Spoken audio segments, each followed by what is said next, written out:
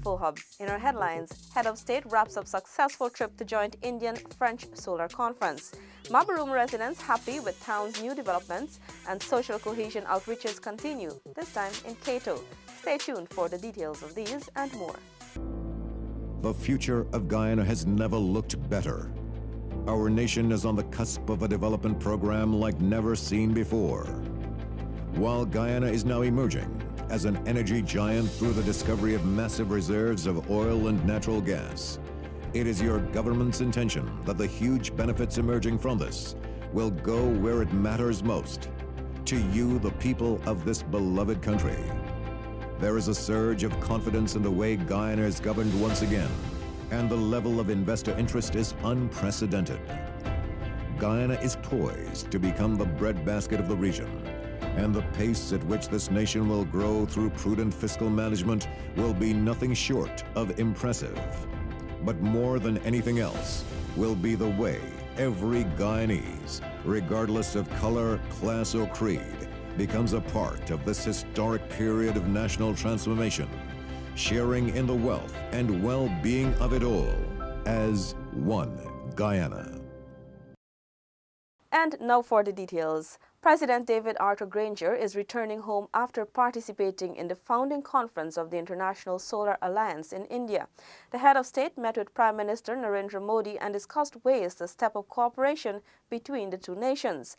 Climate change, renewable energy, trade and investment, capacity building and developmental cooperation were discussed. Stacey Carmichael now joins us. She tells us that East Bank Demerara residents will benefit from improved access to justice with the construction of the Diamond Grove Magistrates Court. The sod was today turned for the construction of the Diamond Grove Magistrates Court in the compound of the Golden Grove Police Station. Acting Chief Justice Roxanne George said the turning of the sod and planting of a tree are symbolic of the growth in not only administering of justice, but the court system. As we seek to construct and will be constructing a new court building to serve this community, which we know is a large community now. We just had Providence Court that was serving this community, but due to the development of the housing in this area, we have thought it fit to establish another court to serve this community as we seek to ensure access to justice. Registrar Suan Lovell said the idea of a new magistrates court was birthed by former Chancellor Justice Carl Singh in recognition of the high volume of cases that rested on the shoulders of one magistrate. Against this backdrop, His Honor sought to identify a suitable location for the court, and since this area in Diamond Grove had become one of the largest and most densely populated housing developments on the East Bank, it made sense to establish the court at or near this area. The Chancellor was made aware of a plot of land near the Golden Grove Police Station, and since it is our custom to establish courts wherever possible close to the police station, he set about giving fruit to his seed of an idea. The court is being built by PD Contracting Incorporated. The contract was signed on November 1, 2017 with the official construction date of November 17, 2017. However, inclement weather and the site's layout resulted in setbacks. When completed, the building will boast 2 courtrooms, a library, 2 magistrates' chambers, 2 clerks' offices, a registry, a holding cell, briefing room, janitor's room, and bailiff bond. It is expected to be the first local court outfitted with an elevator. The court will be constructed at a cost of over $132 million. For InfoHub, Stacey Carmichael. Residents of the capital township of Barima Waini Region 1, Mabaruma, are excited as several new developmental projects under the leadership of the new mayor and town council take shape. Alexis Rodney reports. From the expansion and soon-to-be-opened Kamako Market in Tarmac to a multi-million-dollar solar farm, Mabaruma is said to be making significant strides in its status as a new town. Residents are anticipating a bright future for themselves and families.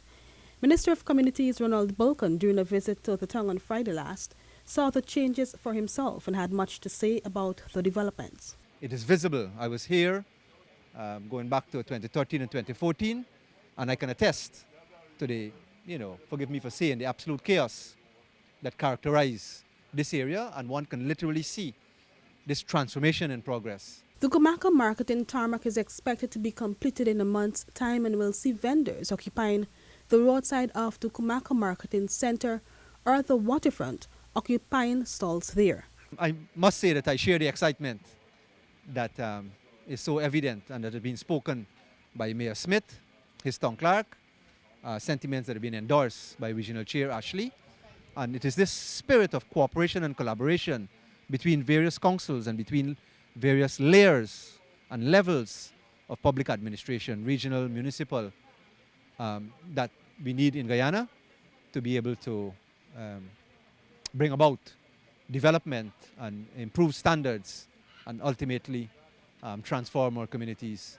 The word from Town Clerk Barton Ward is that the residents are overly excited about the changes and that Mabaruma is on the move. Minister Bulkan's visit to the waterfront was preceded by a visit to the Mabaruma Town Council, a very fine building that is also on the road to development. A young resident, Clarence Hines, at the facility donated $225,000 worth of streetlights to the municipality for the community of Kumaka. Minister Bulkan and Permanent Secretary of the Ministry of Communities, Emil Magarel, participated in a tree planting exercise on the lawn of the town hall. Alexis Rodney for InfoHub. Natural Resources Minister Raphael Trotman visited the Stena Carron drill rig last Friday. Stacey joins us again. The tour was conducted by the captain of the Stena Carron drill rig, Alan Matheson. Minister Trotman expressed gratitude to the captain, noting the ship's efficient record of oil discoveries offshore Guyana. Not only have you made discoveries in a very timely and efficient manner, but they have been done without a loss of limb or life. And the government of Guyana, the people of Guyana, wish to thank you and your crew.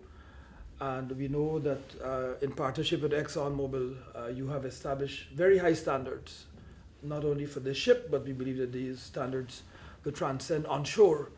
And all boats, if I can use a boating analogy, shall rise simultaneously, because standards will undoubtedly increase and be enhanced throughout the country. To date, there have been 7 oil discoveries off Guyana's shores, and the rig is currently being used for the drilling of an appraisal well for the Liza 5, which is used to measure the scope of the previous discovery. Minister Trotman also wished the captain and crew success in future endeavors. I have no doubt that you will go on to greater things, both this vessel and you yourself, sir, and we would like, before you finally leave our shores, to pay homage to your service. Some Guyanese working on the ship shared their experiences. Challenging, different person, different nationality. It's a wonderful experience being offshore. So, you guys out there, if you want to join us, go and get yourself trained and stand by. Here I am today working as an AV painter. The standard safety here is very high, the highest I ever work. And I encourage young people to go and apply and certify themselves and come out here. Beautiful experience, nice people, nice food, high standards. If you guys are really interested, just get yourself together, get trained, be a part of the team. The Stena Carron is a harsh environment, dynamically positioned DP Class 3 drill ship capable of drilling in water depths up to 10,000 feet. For InfoHub, Stacey Carmichael. Zenil Williams tells us that the Tidy Up Detergent Refill Center, which aims to promote the 3R initiative, recycling, reduction and the reuse of resources, was officially launched on Saturday. The business, which is located at 3rd Avenue in Diamond, East Bank, Demerara, allows persons to refill their liquid detergent bottles at a reduced cost. Chemist Melissa Young said she and her husband prided themselves on the quality of the product they worked on to make available to the Guyanese market. We have worked tremendously on providing a quality product that is still affordable for the homes, and most importantly, our brand is local. So I think it's one of the things that the Guyanese public can be very proud of. Co-owner of Tidy Up, Dwayne Young, noted that the business idea stemmed from the desire to override the negative effects plastic bottles have on society. The aim of this is to have this as a community-focused project. So any community can set up a refill center. Young entrepreneurs can come and say, hey, I have a space, and we'd like to set up our center in our community. We will manufacture and supply you detergent. We'll come in and help you set one of these centers up, whatever space. Someone called us and said they have a mobile bus they want to convert into a refill center. The aim at the end of the day, we're on a mission to ensure that not one plastic bottle finds its way in a dump site again. Chief Executive Officer of the Small Business Bureau, Dr. Lowell Porter, encouraged Guyanese to support the local line of detergents. We have to support businesses like these. We have to take our monies and invest it back into our communities. If you don't support the smaller ones, they would always remain small, right? And you will always be buying overseas. And your economy, your country, will be always lagging. 5 years ago, the Youngs started the detergent refill idea in their kitchen and laundry room with just a bucket and a paddle to experiment with their line of detergents. Zanil Williams for InfoHub. Minister of Indigenous Peoples Affairs Sidney Alicock visited the community of Siberian Old England, Linden, Region 10, Upper Demerara, Berbice, where he delivered equipment to wire the community's newly rehabilitated ICT hub. Sanika Thorne has this report. The minister was fulfilling a request made in 2017 by the residents for assistance in wiring the community hub.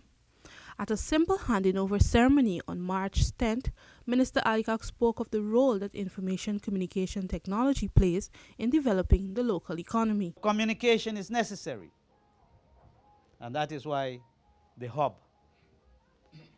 Because if you get information, information is knowledge.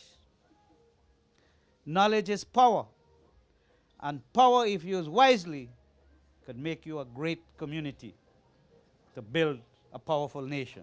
National Data Management Authority's Social Management Administrator, Marlon Pearson, disclosed that the Ministry of Public Telecommunication is entering the phase where it is facilitating ICT training to ensure every citizen, as far as possible, is computer literate.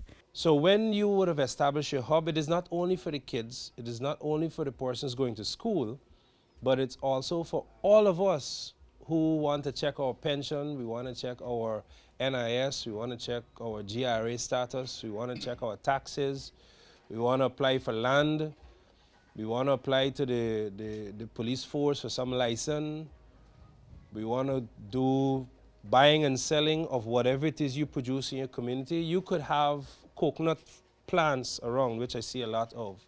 Right on the highway, there's a very state-of-the-art coconut factory. You could want to sell that.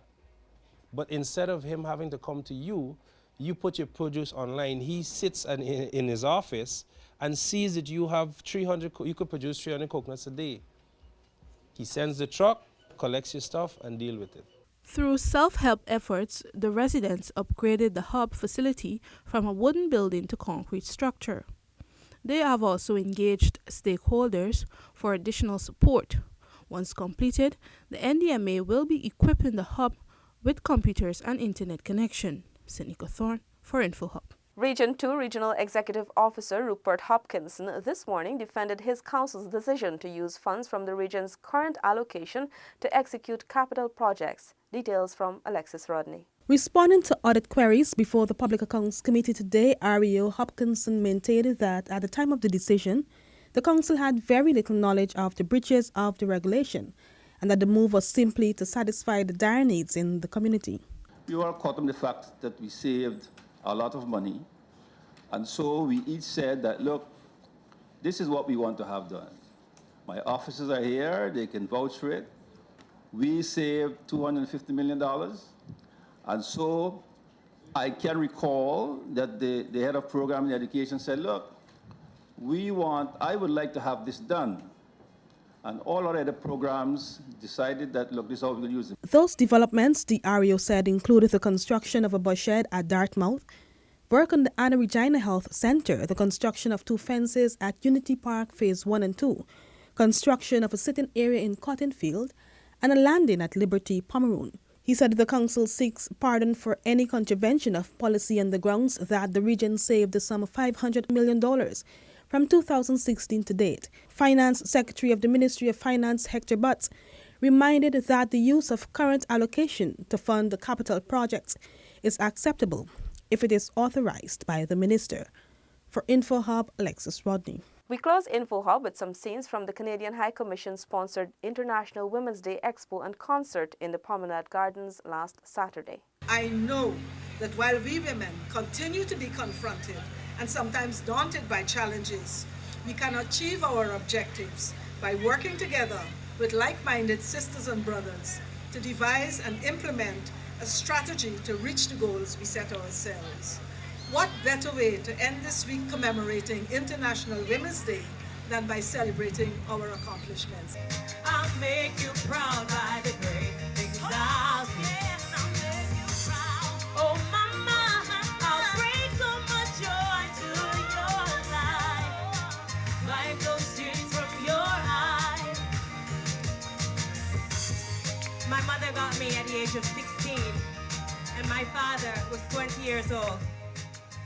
If my mother had decided then that she couldn't handle the pressures of being a mother, I would not be the person I am today.